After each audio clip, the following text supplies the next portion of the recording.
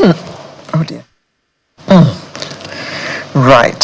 So, leadership shift, redefining influence. What does that mean? We're always talking leadership, leadership, leadership. And we say that our country is the way it is because of a gap in leadership in this nation. We had infrastructure gap. Do we still also have leadership gap? Yes, we do. Uh-oh. Yes, we do. How is it that a country so rich in resources, all kinds of resources, including human capital, we're so rich in all of that, and yet our country is the way it is? To borrow Idris's words, jaga jaga. Why is it so? In a rapidly evolving world, the call for a new kind of leadership has never been louder. With President Tinubu's recent 30-day youth conference setting the stage for a national conversation on empowering the next generation, the spotlight is on how leaders can adapt to meet the needs of a changing society. Well, we want a shift, don't we? So who do we talk to? Those who know about it. Global leadership consultant Dr. Sam Adeyemi is with us in the studio. Good morning. Good morning. And a happy new year to you. Happy new year. Glad to be back here. You know, as Doctor walked in, I asked him, I said, so what sound bite are you going to leave us with today? Because the one he left the last time he was here trended and trended and trended and trended. Well, maybe some people need to be reminded. He said, and you quote. Please quote him. Please quote him. No, you are the one that is quoting the quote. It is time to introduce conscience into leadership. It's not just being a leader. You have to think about the people and have empathy. That's my reading of what he said. I'm sure you can interpret it your own way. Once again, good morning, Doctor. I have finished my ranting. Good to see you again. Thank you. Now we're talking about a shift. So we're shifting from where to where? Thank you. The shift begins from our understanding of leadership in itself. Because once you get the definition wrong, everything else that you build on it goes wrong. Okay. The average person around the world thinks leadership is about occupying a position. That's the first big problem globally. Okay. That, you know, once you say our leaders, people's minds just go to the people in government, especially at the highest level. That's all. Those are our leaders. Yes. And those of us that have researched into leadership have come to realize leadership is just simply ability to influence one or more people to achieve goals. When you bring the definition down to influence like that, then you just get to admit that leadership actually happens at all levels. How do you describe the influence of parents on their children? That's leadership. In fact, if you ask me, I tell you, the family is the greatest leadership institution in the world. Because the family actually shapes a person's values at the most tender state. How do we describe the influence of teachers on their pupils or students in school?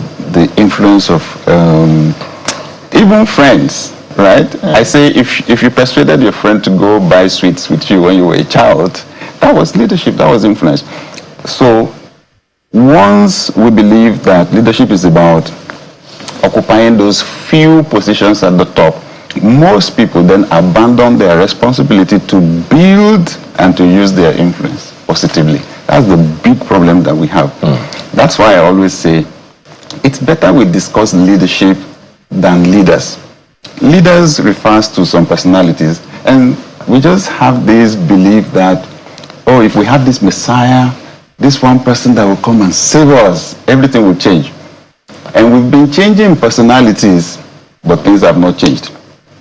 So it's time we look at the dynamics, the process, the influence process. In most countries in the world, you have a few people. It's just the human condition, right? The few people that we call elite. They have political power.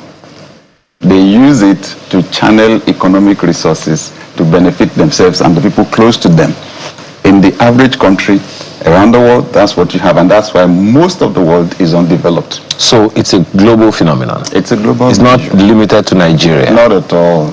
I mean, when you look at... But ours is just a bit more pronounced. Of course. Okay, you look around Africa, and then you see it's consistent around. And that brings us to the big issue, why we should discuss this influence thing, culture. When we discuss leadership, like I said, we've not even gotten the basics in terms of the definition before we even go to the real issue, which is culture. Culture is to a group of people what habits are to a person. Something becomes your habit when you've done it repeatedly, and now you don't need to think about it anymore. It's gone down to your subconscious mind. So it comes puts you on naturally. autopilot. Thank you. So we call it second nature. We've just started a new year. Many people's New Year resolutions are already unraveling. On the 11th day only. It's 11th day, and some people are realizing, yoga, I will never do this again. I will never smoke again. I will never drink again. I will never again. They are unraveling already. Because they don't realize that you don't have sustainable change until you change those habits. You have to go down into that subconscious, bring it out into the conscious, unpack it, right? And replace those habits. You can't kill a habit. Nature abhors a vacuum. You have to replace it with a new one. So, okay, instead of smoking, I will do this. That's what works. Not, I will never smoke again. So, the way we have those habits for the individual, that's the way we've developed our way of thinking and doing things as a group of people. Dr. Adeyemi, you just picked someone. You had right. Instead of saying, Hush. I will never eat Chocolates again. Oh, I will replace chocolates with something else. like what? I don't know. I wanted to ask you, this because we really don't have much time, but I want to take as much as possible off of you. Now, she asked you a question: shift from what to what, or from where to where. Yeah. Now, when people then, so it's going to take a while for us to transit from our understanding of leadership as people at the top to owning the fact that even a parent is a leader. It's going to take a while. But in the meantime, if we are going to make this shift and we're going to replace anything, what do we need to begin to replace? The president, for instance, is talking about a 30-day youth conference. right. If you were to sit with the president or sit in a meeting and say, guys, we need to shift minds about leadership in the country. We need to redefine influence so that the young people can have something to own for the future. What would be your, what are the gaps you see, and what would be your recommendations? The first thing I'll talk about is the vision for Nigeria. What's the Nigerian dream? What's the vision? When you read, I read... Go again. There we go again. What is the vision? Yeah. Where are our leaders taking us? They haven't even told us. That's the... Until I hear that from a leader, I've not had anything. Nothing else makes sense. Stephen R. Covey in The 7 Habits of Highly Effective People said, he was trying to explain the difference between being a leader and being a manager. And he said, being a manager is about efficiency. You want to cut grass. The person that measures each person's portion, the person that chooses the equipment you will use, makes sure they are sharp and all that. That's the manager. He said the leader is the one that comes, looks around, finds the tallest tree, climbs it to the top, and looks at the environment to be sure we're even cutting the right bush. The big picture. The big picture. So, I would say, we've got to shift from being an underdeveloped or developing economy to being a developed economy, period. You ask, why are young people shipping out of Nigeria to other countries? That's what it's about. It's economic development, right? But development is composite. It's not only about money, right? It's just that picture. So we say vision is the most important quality of a leader. You take vision, Bill Hybels said, vision is the heart of leadership. He said if you take vision out of a leader, there's nothing left. But Doctor, you have trained a lot of people. You have had all kinds of leadership training programs. And if you have been telling them this, how come we still haven't got a vision from any of our leaders? Thank you. Again, it's the overwhelming power of the collective. It's overwhelming. Nobody likes to run against the crowd. I spoke to, I have an ex-governor who's a friend. I went to visit him while he was governor. And then he said, Brother Sam, my biggest problem is not infrastructure. When I want to do a job, they were celebrating 2 years in office then, and he was commissioning over 100 projects. Right. He said, I get a contractor who can do the job, I give him the job. He said, my greatest problem is mindset. He said, on my own cabinet, one of the members of the state executive came to tell me that they were having a conversation somewhere. And they were saying, Governor, come as a vision. The governor will just be talking about vision. Is it vision we want to eat? Right? He said, can you imagine the people on my cabinet at the state executive don't even understand what leadership is about. They don't value vision.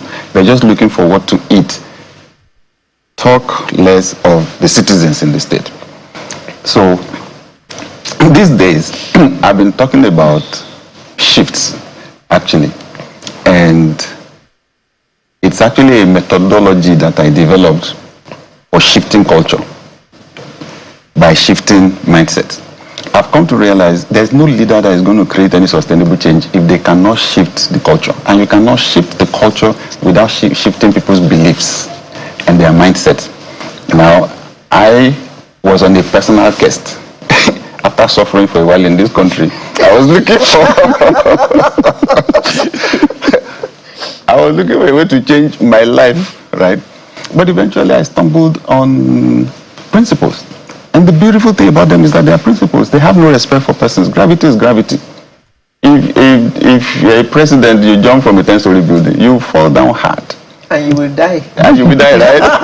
Principle is principle. So I discovered some basic principles for transforming my life. And I've repeated them over and over and over. And did they work for you? Absolutely. Okay. They got me to where I am as a... Did you put them in a book or something? Oh, yes. They're so powerful that eventually I decided to put them in the book. Okay. Okay. And gratefully... you're going to share some of that with us this morning. Oh, yes. Gratefully, right. I got also one of the biggest publishers in academic publishing in the world, John Wiley and Sons in the US. Okay. And they're publishing the book. Actually, they are printing it right now. Even the company is excited about the book when they saw my methodology. So the title of the book is Shifts. That shift is actually the methodology. It is C, right? It's actually shifts. Okay. The S is C, the H is here, the I is insight, the F is formulate, the T is transform, and the S is succeed. This is how I stumbled on it. So when I found out, I was walking through Lagos Airport many years ago. I saw a small bookshop there. I like books, I like to read. So I branched in there, I was looking at the titles, then I saw this one, Think and Grow Rich.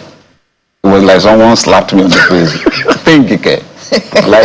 I had never been given that idea that thinking could lead to your being rich. Work hard and be rich, that's all I had. Yes. Think, that's easy now. So I bought the book. Honestly, it was a paradigm shifter for me because for the first time I discovered the power of thoughts. The author, Napoleon Hill, said, thoughts are things. That got me. So you have to shape things there in that thought realm, and then you can translate that. And the amazing thing about the way we humans are designed is whatever thoughts dominate your mind, if they stay long enough there, they will attract their material equivalent into your life. The way to alter a person's life is to alter the thought. So I I practiced something. I wrote a goal on a plain sheet of paper and stuck it on the wall in our bedroom. It was for a car, a Mercedes car. It was just to test now what I read in the book, put it there. And then my wife and I were having lunch with a friend we had just met, a pastor friend, and then he just said, so we were saying, oh, we pastors, we just spend all our monies, on church work, And then my wife said, that's how we give our money to the church. We had just sold our car. We were planning to buy another one. He just said, hold on. Give me my checkbook. He said, I'm writing you a check for 400,000 naira. When we got back home, I'd never seen that kind of money at that time. When we got back home, so my dear wife said, we need to go and thank God. Let's go to the bedroom straight. Let's kneel down and thank God. As I knelt down, my eyes just went straight to the paper on the wall. I said, hold on. I went there. That was the exact amount I wrote there. Wow. I said, wait. Is this coincidence or what? So after that, I bought the car. After that, so of course I took that away. I put another one. Since then, you will not see me without those pictures. If you can think it, you can achieve it. You will achieve it. It's been proven over and over and over. So the big issue now is, how do you shift your own thinking? That's what I found out. And now, in the book, I have a title, a chapter on personal shifts. I have one on team and organizational shifts. And I have one on national shifts. And everything is backed by research that it is possible. If you change what people are seeing consistently over time, so this is the principle that runs through. Whatever you see and hear consistently over time will enter your heart. And when it enters your heart, it puts your life on autopilot. How can we replicate this at this conference that the president is thinking about? Mr. President is to come with pictures, 3D and motion pictures of what Nigeria will look like in 30 years' time. What it will do to those young people, right? And it's not something to show once.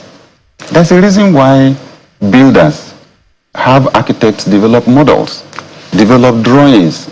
In fact, on the site, you see a big, giant picture of what's going to look like even before they start digging the ground.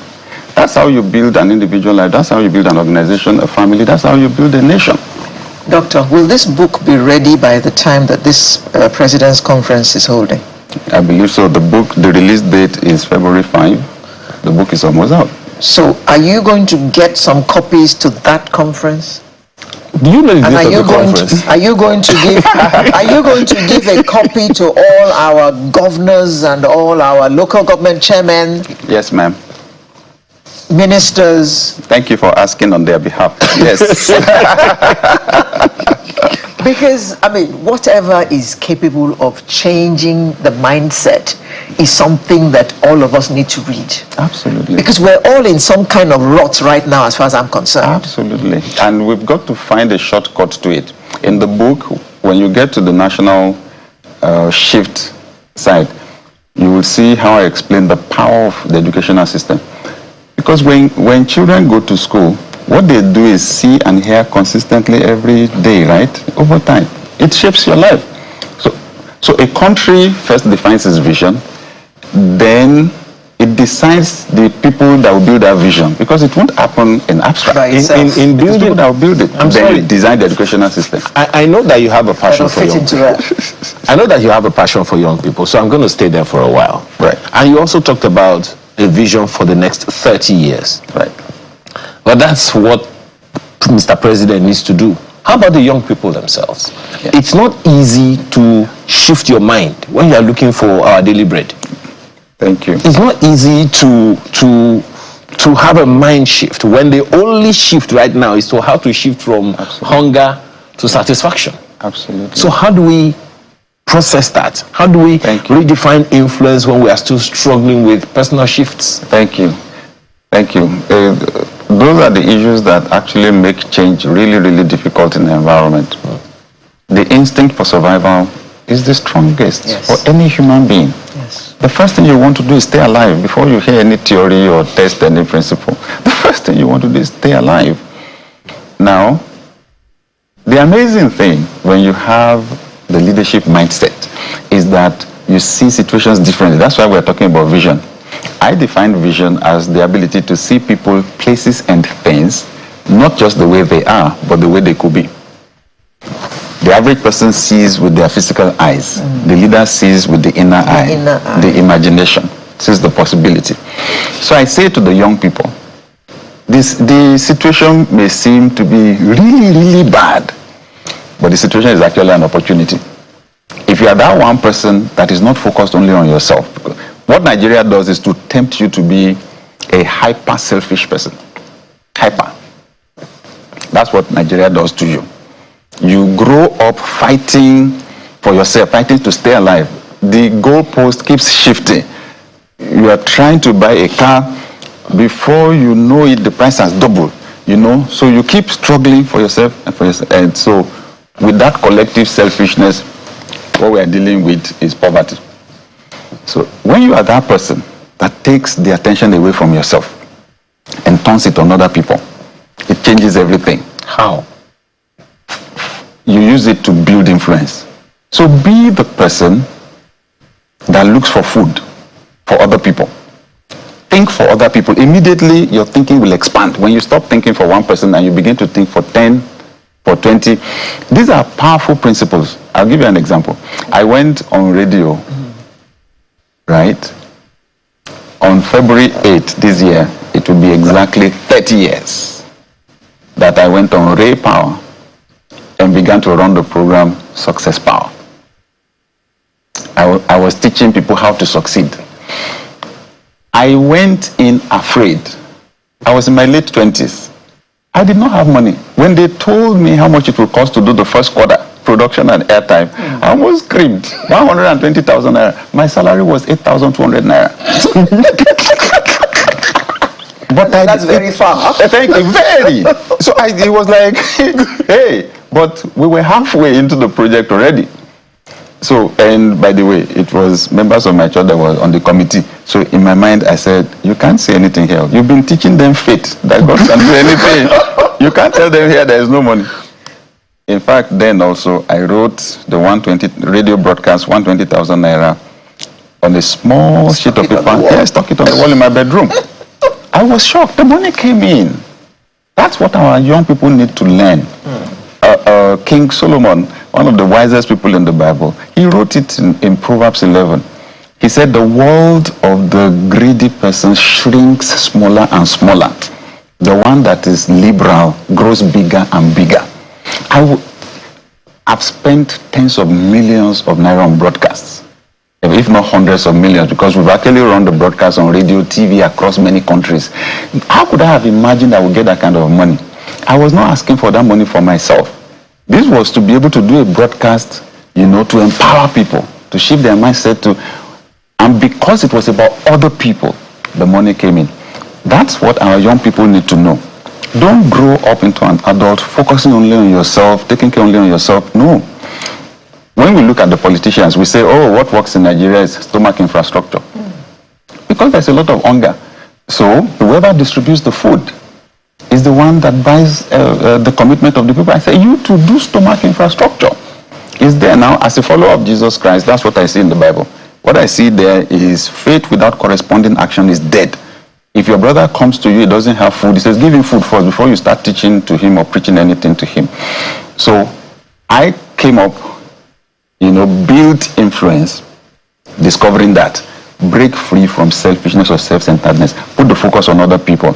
So our young people need to know you can change the power equation, right? By building your own capacity, your own influence, by attending to other people. Whatever it is I've been doing, with some 3.7 million followers on social media, I think I got some little results. Because that's a bit of influence, right? That's what I want to tell our young people. I did not have the money, but once I turned the focus on other people, the influence began to grow gradually. On your street, give somebody food to eat. Doctor, you said be the one to give others food. Right.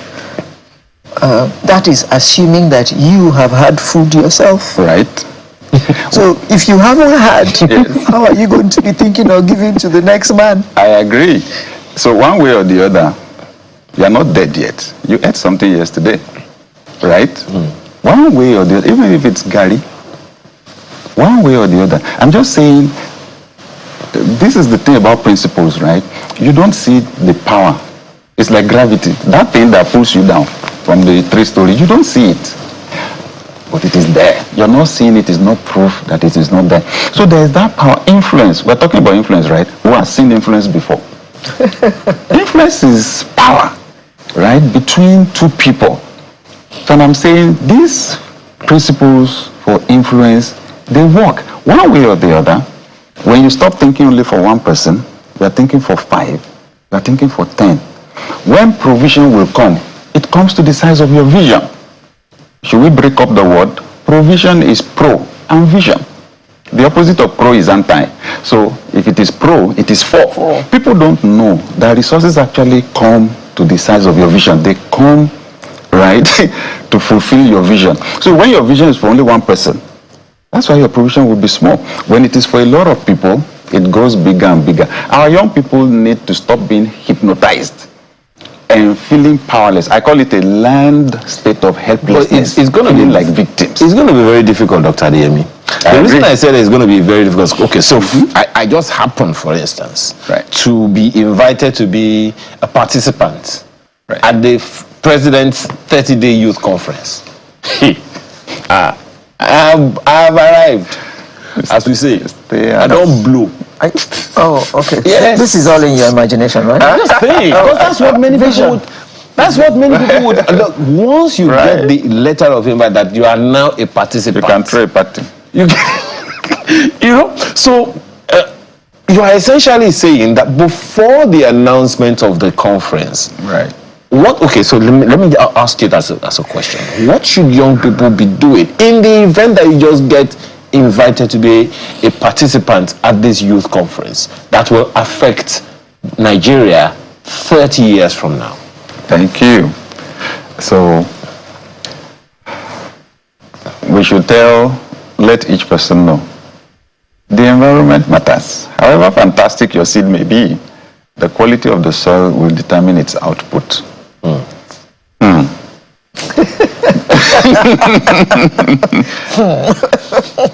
This Nigerian environment is frustrating all of our potentials. Yes. It's even the rich will tell you their wealth has been halved in the last 2 years. The value of their wealth has been halved. Environment matters. And that's what leadership and influence is about. So stop thinking only about yourself. Whatever you think is big money to you now, 5 years from now, it will be useless money because of inflation. So if you have the opportunity of going to this conference, yes, you will get estaco, they'll put you in a fine hotel, you will eat food you probably have never eaten in your life before, and they may give you a fat envelope before you leave. Just know that you are getting an opportunity that is very rare in history. Very rare in history. Don't only think about yourself. Think about what Nigeria will be in the future, and whatever your contributions will be, let it be around that vision. You can't give what you don't have. At the end of the day, it is vision that makes a leader. So from now, every young person needs to develop that vision of a developed Nigeria. You know, the amazing thing is, I developed that vision many years ago, and I found that a vision disciplines your life. You begin to do the things now that will make that vision realizable. So I find out that I've been living in a developed Nigeria for 30 years. Personally. In your mind? In my mind, it has translated into my life. Which means it has resulted in me upgrading the quality of my life beyond that which the average person in Nigeria experiences. It's made me a global person, right? So they invite me to speak at conferences around the world because I make sense anywhere I go, because my thinking is not only limited to the low one. It's not local. It's global. It's not local. Thank you. It's global. So for the young person, it's actually in your own best interest to to have the vision of a developed Nigeria. And I believe that something is going to actually shift. And when it does, this is the warning I have for Nigerians. I have seen countries fight for change. And then the change suddenly came, the people were not ready. The opportunities that came up, they did not have the skills, they did not have the capacities. Foreigners had to come in, to offer those skills, and then you have what we call xenophobia. They will now be angry. Somebody came to steal my chance. So I'm saying Nigeria will change any moment from now. Everybody all over the world knows it is Africa's turn, right? When something shifts, will you be ready? I've been preparing myself for 30 years. Question, one last question before we go, Dr. Our local. One last question. Trust is greatly depleted. So the president is talking about a conference for young people. How do people have confidence in the president or in the federal government that they haven't trusted for a while, that something is going to really make a difference? Why should people attend when they don't trust the government? That's a big question. You take trust out, the leadership equation fails. We said leadership is influencing one or more people to achieve goals. So someone said, if you call yourself a leader, but nobody is following you, you are not leading, you're only taking a stroll. How do you build trust? I do what I say I will do. I remember several years back, we were preparing for the elections, and the late President Umar Musa Yar'Adua was, attending this interview on TV. For the first time, I had something that made me stand up. I was all alone in the living room, and I stood up and said, oh God, this man is making sense. He said, if government does not keep its promises to the citizens, why should you expect citizens to keep their promises with one another? Wow. So he said government should stop embarking on projects that it knows it's not going to execute or it cannot complete. Government should stop owing people money and things like that. So how do we build trust? Government should begin to keep its promises. Okay then. Government, begin to keep your promises. Young people, think about Nigeria 30 years from now, not Nigeria of today. If you get invited to that conference, it's not because they're going to pay you sitting allowance or give you this or give you that. You are going there to go and form the Nigeria that we all want to see. And we all want to see a better Nigeria. That is your assignment when you go to that conference. Thank you very much for coming, Dr. Sam Adeyemi.